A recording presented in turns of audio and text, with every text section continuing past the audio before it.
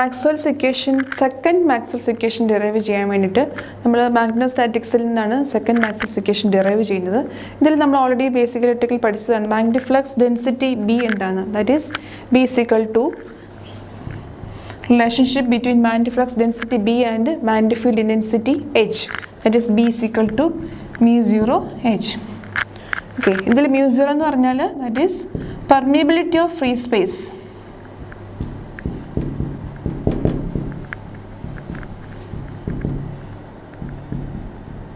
ഇതിൻ്റെ value that is 4 pi into 10 to the power minus 7. ഈ പെർമിയബിലിറ്റിയുടെ unit എന്ന് പറഞ്ഞാൽ ദാറ്റ് ഈസ് ഹെൻറി പെർ മീറ്റർ ആണ്. ഇതിൻ്റെ യൂണിറ്റ് ഒക്കെ വളരെ ഇമ്പോർട്ടൻ്റ് ആണ്. ദാറ്റ് ഈസ് 4.10⁻⁻⁷ ആണ് mu 0യുടെ വാല്യൂ. ഇതിൻ്റെ unit is henry per metre ആണ്.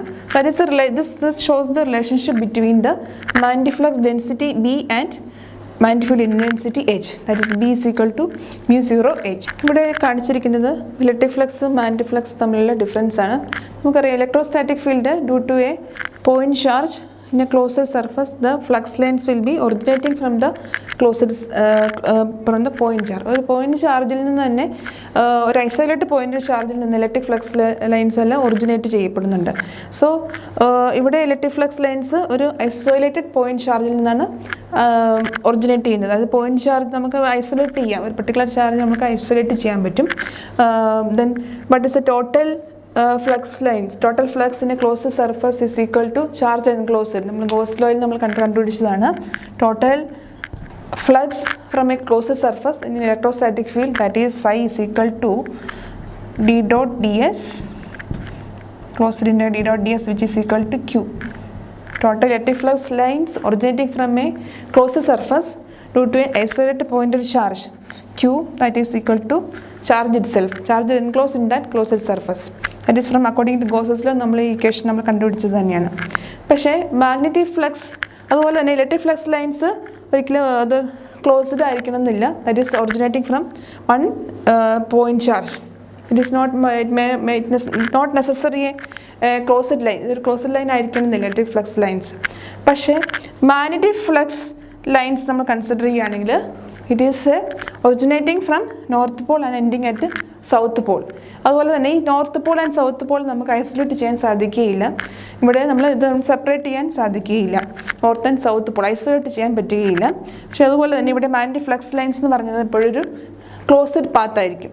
So in a closed surface total magnetic flux is equal to psi is equal to in a closed surface, that is B dot ds. ഇവിടെ B എന്ന് പറഞ്ഞാൽ നമ്മൾ പറഞ്ഞു magnetic flux density ആണ്.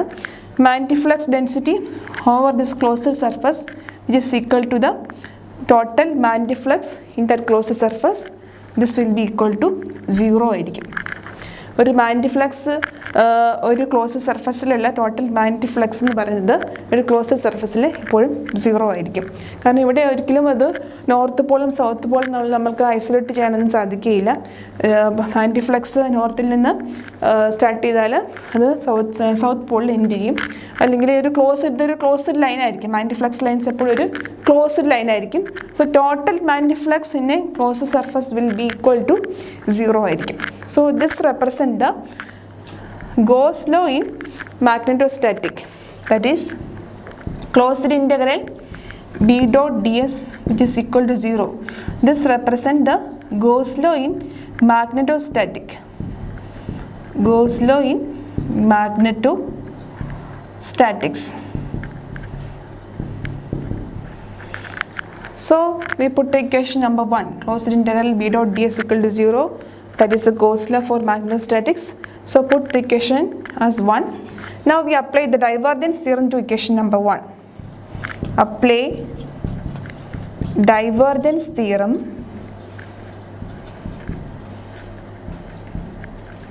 to equation number 1. That is closed integral B dot ds equal to 0. നമ്മൾ divergence theorem പഠിച്ചു for converting from surface integral to volume integral.